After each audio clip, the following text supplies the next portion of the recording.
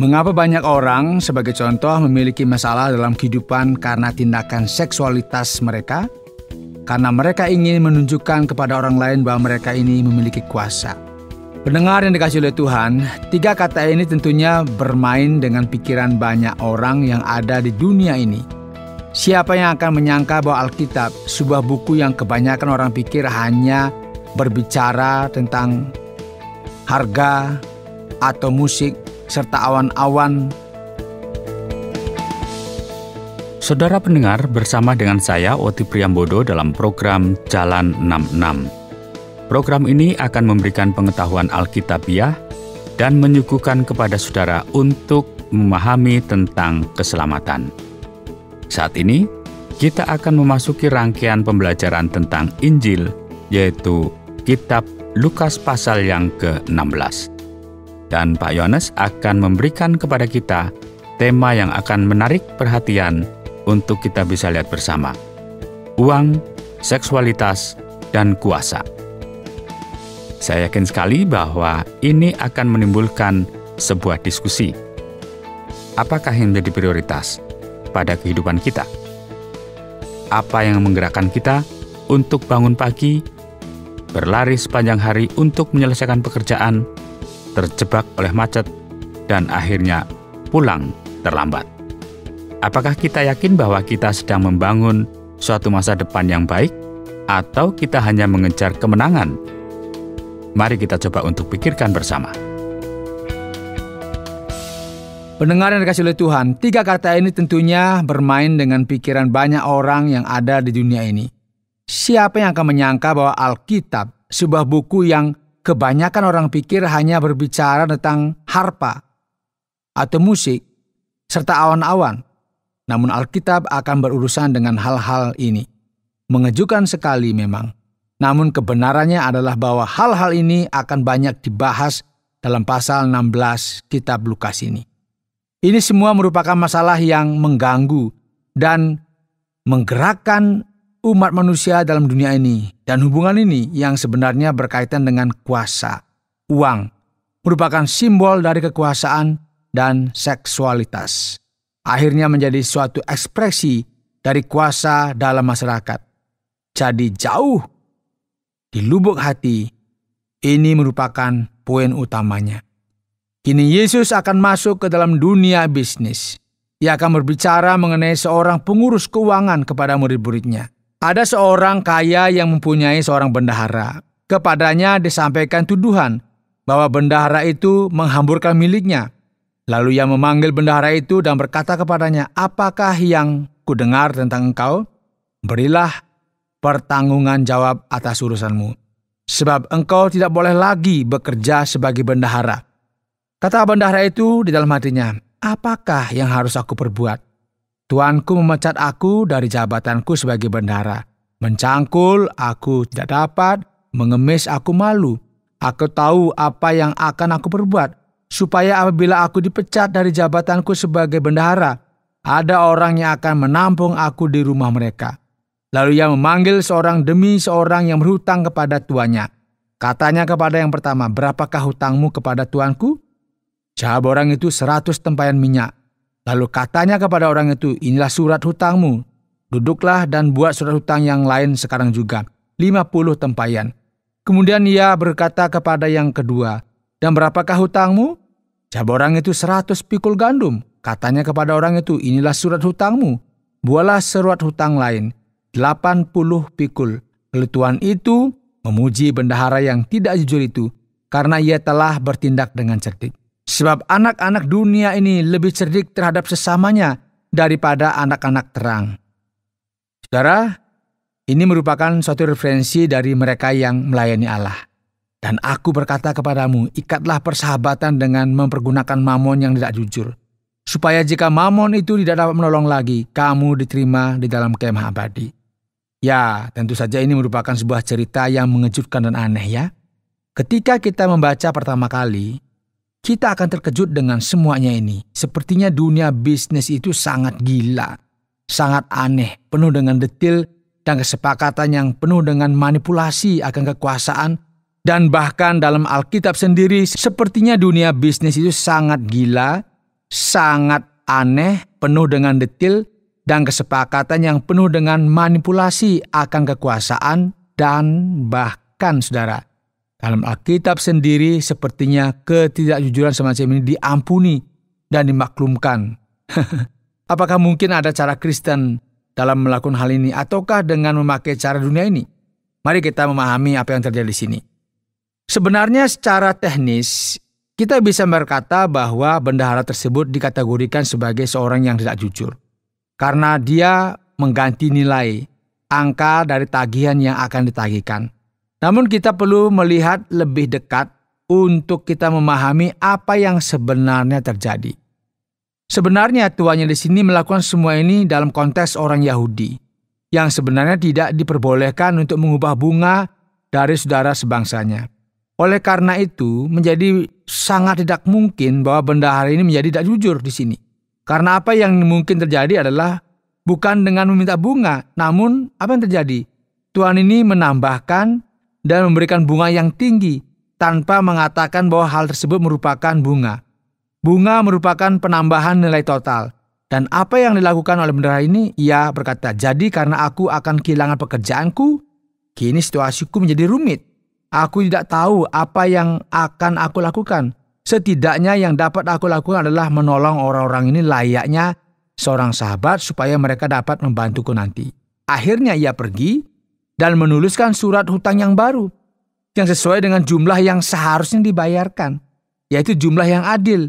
Dan inilah mengapa pada akhirnya tuan tersebut tidak memiliki alasan untuk komplain dengan bendahara tersebut dan justru memberikan komentar kepada bendahara ini atas kecerdikannya.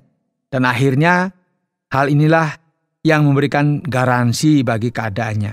Meskipun ada kemungkinan bagi orang tersebut untuk tidak jujur. Firman Tuhan di sini memberikan perhatiannya kepada kecerdikan.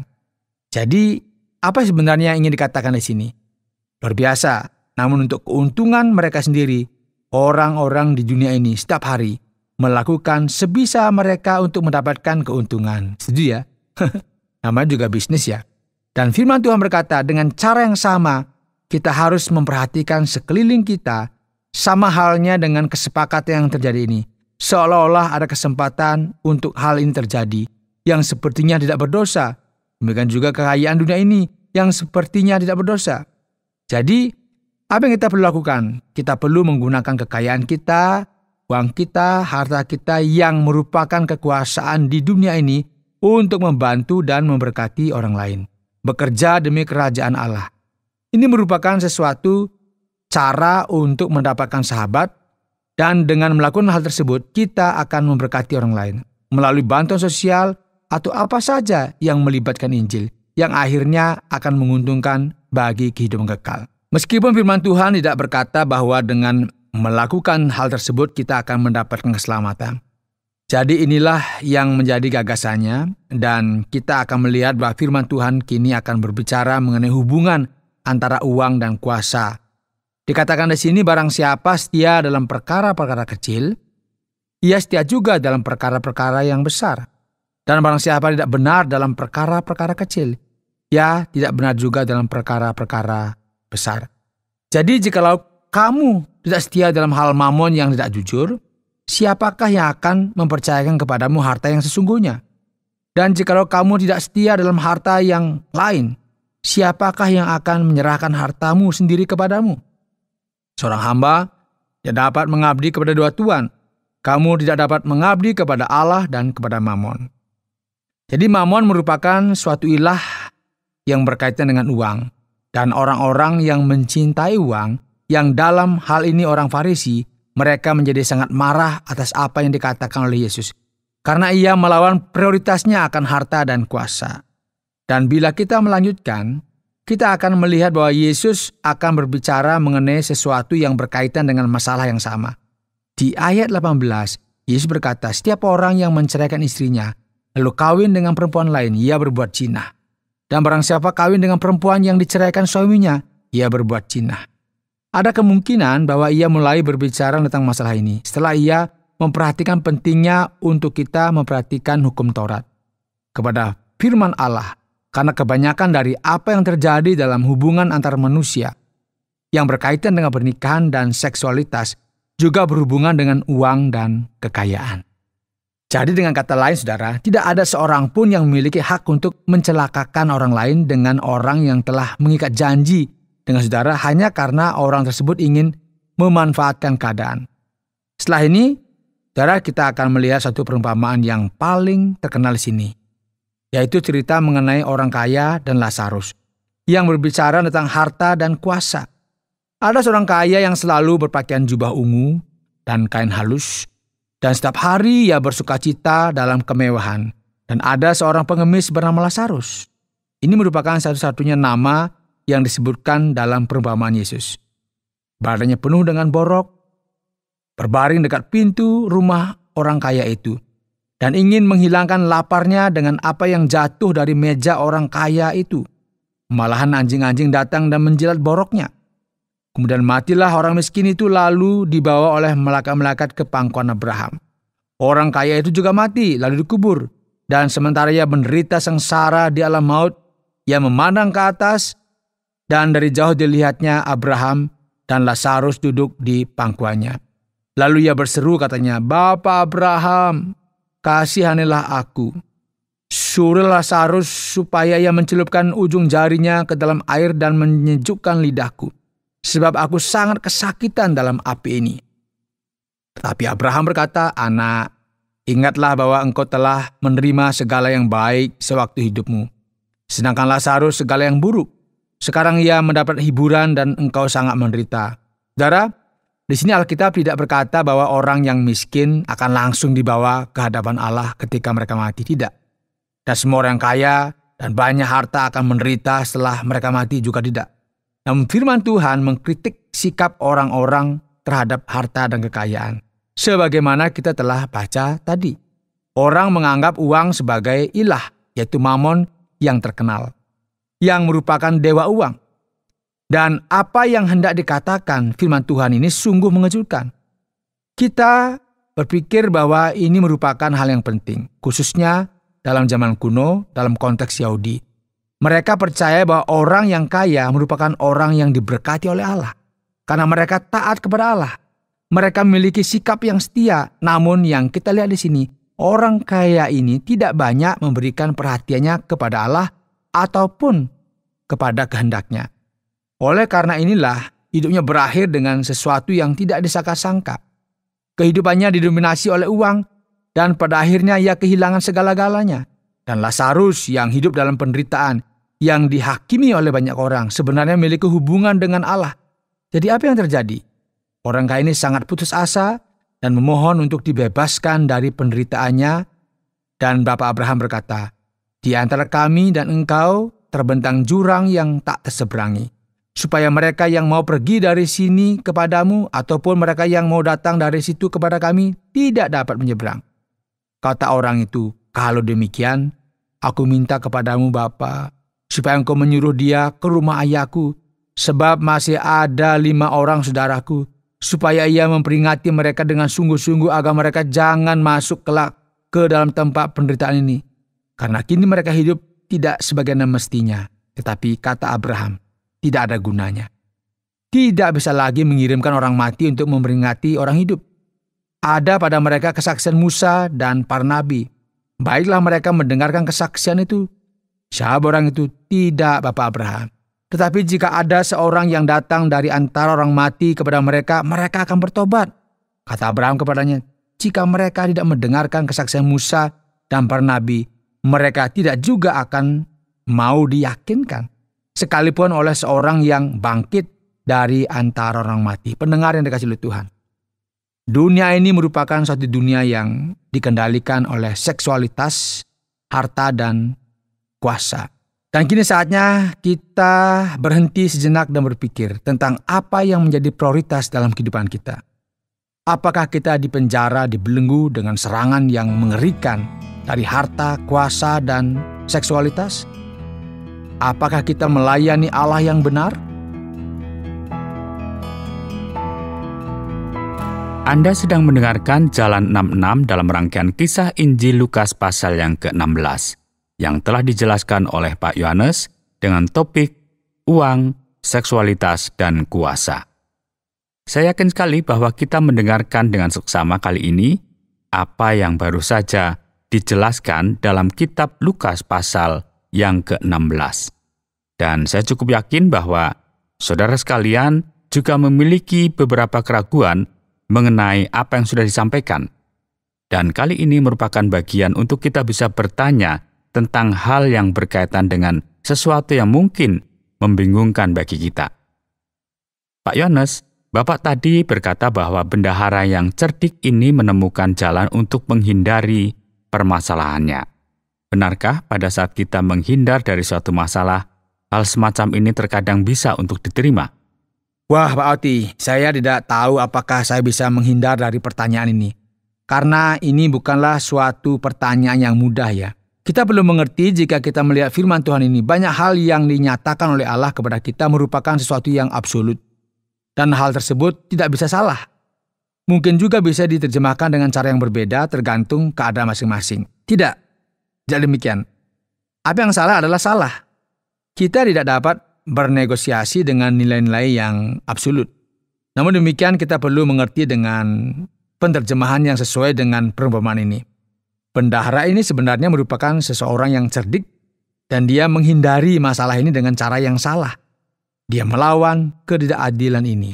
Ketika kita terbiasa dengan realita kita, yaitu dengan menghindar dan melakukan sesuatu yang tidak jujur, yang merupakan sebuah kesalahan, dan biasanya berkaitan dengan sesuatu yang buruk. Namun terkadang kita bisa menghindari suatu hukum untuk menyelesaikan suatu persoalan. Ya, misalnya seseorang sedang mengantri di rumah sakit.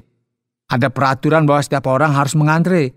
Namun demikian ada seorang yang sekarat. Berdasarkan aturan, orang ini perlu menunggu sampai pada gilirannya.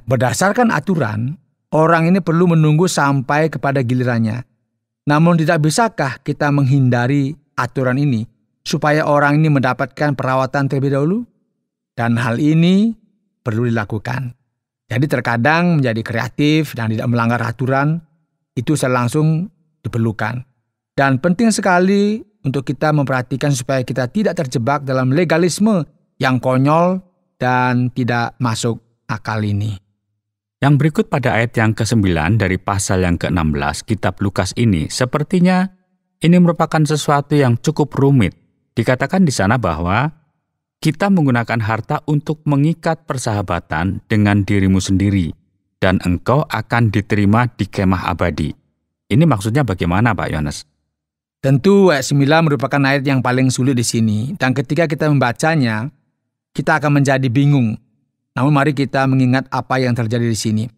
Bendahara yang cerdik ini dikomentari karena ketika masa sulit datang, ia memiliki cara untuk melewati masalah tersebut dan akhirnya memutuskan untuk tidak menagih lebih dari nilai yang sebenarnya, yang berhutang dari tuannya yang akhirnya akan menguntungkan dia di masa depan nanti. Dan apa yang orang-orang lakukan adalah mereka mencoba melakukan segala sesuatu yang mereka bisa untuk mendapatkan keuntungan dalam kehidupan ini tanpa memusatkan perhatiannya kepada masalah-masalah yang benar-benar penting. Apa yang terjadi di sini? Yang akan dikatakan firman Tuhan adalah engkau bisa melihat bagaimana dunia bekerja seperti ini. Dan kita menggunakan kekayaan di dunia yang jahat ini, segala sesuatu yang kita miliki di sini, barang-barang kita, sumber daya kita, dan segala sesuatu di dunia ini sudah tercemar dengan dosa. Jadi bagaimana uang bisa mempengaruhi realita kita di surga? Pakailah uang ini dengan tidak memanfaatkan orang lain. Namun pakailah uang ini untuk apa? Memberkati orang lain. Misalnya, jika Anda memberitakan firman Tuhan, memberitakan Injil kepada seseorang dan mereka menerimanya, Anda bisa membantu orang dengan memberikan apa yang menjadi keperluan mereka. Dan apa yang terjadi? Sayangnya, tidak ada lanjutan cerita ini. Ketika kekayaan ini sirna, kita tidak bisa lagi berurusan dengan hal ini karena suatu hari nanti semuanya akan lenyap. Dan kemudian kita akan menerima kehidupan yang kekal. Dengan kata lain, kita akan menerima ucapan syukur dari orang-orang ini yang telah kita tolong untuk kekekalan melalui apa yang kita miliki yang sementara di dunia ini. Dan yang berikut masih berkaitan dan uang. Ketika kita harus memilih antara Allah dan uang. Sepertinya hal ini sedikit membingungkan Tapi kalau kita berbicara mengenai hal ini, siapakah Mamon yang disebutkan dalam bagian ini? Ya, pada waktu itu Mamon dikenal sebagai dewa uang. Dan mengenai keputusan ini tidak mudah untuk menentukan pilihan antara kedua hal ini. Namun bagi kebanyakan orang sebenarnya ini tidak ada kaitannya dengan memilih antara kedua hal ini. Uang bukanlah masalah itu sendiri. Uang hanyalah masalah angka atas kepemilikan seseorang dalam kehidupan bermasyarakat. Masalahnya adalah uang ini telah menjadi lambang dari kekuasaan. Itu masalahnya. Sedangkan orang yang tidak mengerti suatu fakta bahwa Allah sajalah yang berkuasa dan kepada Dia kita harus tunduk. Akhirnya kita akan diperhamba oleh uang dan kehilangan semua perhatian kita kepada Allah dan kepada orang-orang di sekitar kita. Maka yang terjadi, orang bekerja sepanjang hari dan sepanjang malam hanya demi melayani uang. Ada banyak orang yang menghancurkan keluarga mereka, hubungan mereka, hanya karena mereka menginginkan sesuatu yang lebih. Dan akhirnya mereka tidak bisa menikmati semuanya itu. Luar biasa sekali kan? Oleh karena itu, memilih antara Allah dan uang merupakan sesuatu yang berat. Namun kita perlu melakukan hal tersebut. Dalam satu titik dalam kehidupan kita perlu berhenti sejenak dan berpikir, siapakah yang sebenarnya berkuasa atas kehidupan saya? Apakah keinginan saya untuk mendapatkan sesuatu yang lebih, untuk mendapatkan sumber-sumber dan kekuasaan telah mengendalikan hidup saya? Atau apakah saya melihat uang sebagai sumber dalam kehidupan yang menguntungkan saya, dalam artian untuk menolong orang lain dan melayani Allah dan orang-orang di sekitar saya? Ya, ini merupakan suatu keputusan yang harus kita buat. Sekarang bagaimana tentang seksualitas, perceraian dan kuasa, Pak Yohanes? Apakah hal-hal ini saling berkaitan satu dengan yang lain? Jika kita lihat sepintas, sepertinya hal-hal ini tidak saling berkaitan. Sepertinya seksualitas hanya berkaitan dengan seksualitas. Perceraian adalah sesuatu yang lain. Namun jauh di lubuk hati yang paling dalam, hal-hal ini berkaitan dengan kuasa dan gengsi. Mengapa banyak orang sebagai contoh memiliki masalah dalam kehidupan karena tindakan seksualitas mereka? Karena mereka ingin menunjukkan kepada orang lain bahwa mereka ini memiliki kuasa. Ada seorang laki-laki bahkan berkata demikian, aku akan keluar dengan 5 perempuan, atau mungkin 6 perempuan sekaligus, hanya untuk menunjukkan kepada dunia bahwa dia memiliki kuasa, dan dia merupakan pria sejati. Ada wanita yang tidak hanya berhubungan dengan satu laki-laki saja, dan orang ini berpikir, aku punya kuasa, aku adalah si anu, atau si itu. Jadi jauh di dalam lubuk hati, seksualitas berkaitan langsung dengan ilusi dari kekuasaan itu, ilusi bahwa kita dapat melakukan segala sesuatu yang kita inginkan. Oleh karena itu, karena kita sedang membahas uang yang berkaitan dengan ilusi akan kekuasaan, Yesus akan menunjukkan sesuatu yang lain dan dia berkata, jadi jika engkau menikah dengan seseorang, engkau senang karena dia menemanimu dan kini engkau sudah jenuh dengan mereka, mengapa dengan mudahnya engkau mau menyingkirkan mereka? Karena hal ini tidak memberikan kuasa apapun kepadamu. Namun bukan seperti ini caranya. Berikut berkaitan dengan perumpamaan tentang orang kaya dan Lazarus. Apakah dalam bagian ini memberitahukan kepada kita suatu kehidupan setelah kematian, atau hanya suatu kiasan yang berkaitan dengan realita tersebut, Pak Yohanes? Ya, tujuan dari bagian ini meskipun ini merupakan suatu perumpamaan adalah untuk menunjukkan bahwa kehidupan setelah kematian yang harus kita rasakan. Tujuannya jelas, ini merupakan suatu pemisahan yang kita kenal sebagai sorga, yaitu tempat di mana Allah berada, dan tempat hukuman yaitu Saul atau Hades, yaitu dalam dunia orang mati, yaitu mereka yang terhilang. Jadi ini merupakan suatu realita dan tidak mungkin untuk menyeberang dari satu tempat ke tempat yang lain. Ini mengapa penting untuk kita mencoba menyelesaikan masalah ini ketika kita masih hidup di dunia ini. Dan tidak ada cara lagi untuk kembali ke alam lain, untuk memperingati orang-orang yang ada di sana. Hal-hal ini merupakan sesuatu yang jelas dan sudah ditetapkan. Jadi kini detail yang diberikan di sini bukan merupakan penjelasan yang lengkap mengenai kehidupan kekal dan bagaimanakah masa eskatologis itu. kita berpikir tentang apa yang terjadi di dunia lain. Mereka yang menerima lebih dalam tentang kehidupan ini, apakah mereka akan menderita setelah meninggal? Lantas, bagaimana kita bisa memahami tentang ayat yang ke-25 ini, Pak Yohanes? Pak Oti, sebenarnya ini tidak seperti itu ya. Dalam kasus orang kaya dan Lazarus ini, penekanan yang diberikan adalah kekayaan yang menjadi suatu prioritas dalam kehidupan ini. Ada banyak orang kaya raya yang benar, dan Alkitab tidak akan menghukum mereka. Masalahnya sekali lagi adalah jika kekayaan tersebut telah menjadi prioritas utama dalam kehidupan. Itu Pak Oti. Jadi sekarang mari kita perhatikan bagaimana kita dapat mengaplikasikan pada bagian ini dalam kehidupan kita sehari-hari. Pendengar yang dikasihi oleh Tuhan, hari ini dalam program Jalan 66, kita telah memperhatikan kitab Lukas pasal 16. Dan tema kita adalah uang, seksualitas, dan kuasa. Kita telah mendengar cerita tentang seorang bendahara yang cerdik ini. Kita juga telah mendengar cerita tentang Lazarus dan orang kaya. Kita telah belajar mengenai apa artinya memprioritaskan sesuatu dalam kehidupan kita. Jadi bagaimana kita tahu kita ada di sisi mana? Bagaimana kita mengujinya? Bagaimana kita tahu bahwa sesuatu itu benar-benar penting dan berharga? Satu-satunya cara untuk kita mengetahui apakah harta dan kekuasaan telah menjadi Allah dalam kehidupan kita adalah dengan kita memperhatikan dari hal-hal kecil.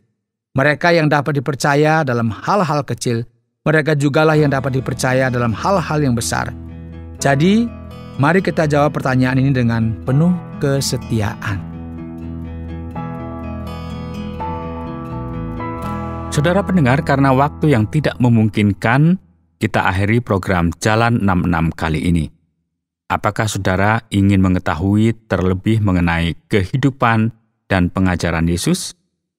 Kami menantikan Anda untuk mengikuti pelajaran berikutnya dalam lanjutan pembelajaran tentang apa yang diajarkan Yesus Kristus kepada kita. Saudara, program Jalan 66 mengundang Anda untuk terus bersama dalam seri pembelajaran Alkitab yang memberikan pelajaran menyeluruh tentang firman Tuhan.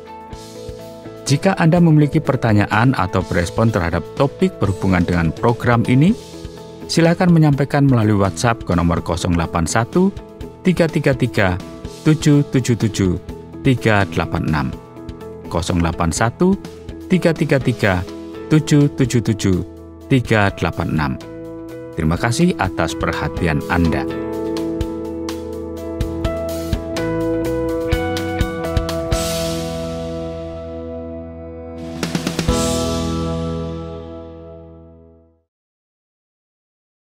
Terima kasih Anda sudah mengikuti program kami. Jika Anda diberkati, jangan lupa like, komen, dan share supaya Anda tidak ketinggalan setiap program terbaru kami. Jangan lupa juga untuk subscribe channelnya dan nyalakan loncengnya. Jika Anda ingin mendukung pelayanan kami, bisa melalui rekening kami berikut ini, atau menghubungi kami di sini.